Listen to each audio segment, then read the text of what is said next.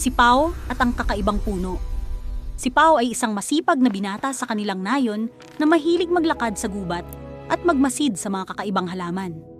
Isang araw, napansin niya ang isang napakalaking puno na may kumikislap na mga dahon at naglalabas ng kakaibang liwanag. Pao na mangha. Wow! Ang ganda ng puno na ito! Ano sa kaya ang tinatago nito? Biglang may lumitaw na maliit na diwata mula sa puno. Diwata. Kumusta, Pao?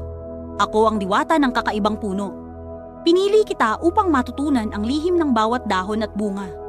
Pao? Nagtataka. Talaga? Ano ang lihim? Diwata. Ang bawat dahon at bunga ay nagbubukas lamang sa mga taong may mabuting puso at handang tumulong sa iba. Kung nais mong makita ang pinakamahiwagang bunga, kailangan mong maging matulungin at maingat. Habang naglilibot sa paligid ng puno, may nakita siyang isang matandang taga-nayon na nadulas at nahulog sa maliit na ilog. Pao, nagmadali. Huwag po kayong matakot. Tutulungan ko po kayong makalabas sa tubig. Ginamit ni Pao ang matibay na mga sanga at maingat na lumapit sa matandang taga-nayon.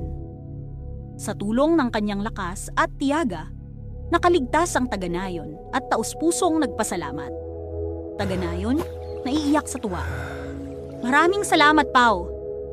Kung hindi dahil sa iyo, baka napahamak ako. Ngumiti ang diwata habang pinagmamasdan sila. Diwata. Pao, dahil sa iyong kabutihan at tapang, nararapat lamang na makita mo ang mahiwagang bunga. Lumabas ang isang maliwanag at makulay na bunga mula sa puno. Nang tikman ni Pao, napuno siya ng saya at kaalaman tungkol sa kabutihan, malasakit at tapang. Pao, masaya. Napakaganda pala ng gantimpala ng pagtulong sa kapwa. Mas masaya pala ang nagbibigay kaysa tumatanggap. Mula noon, araw-araw nang nag-aalaga si Pao sa gubat at tumutulong sa mga nangangailangan sa kanilang nayon. Dala ang aral ng kakaibang puno.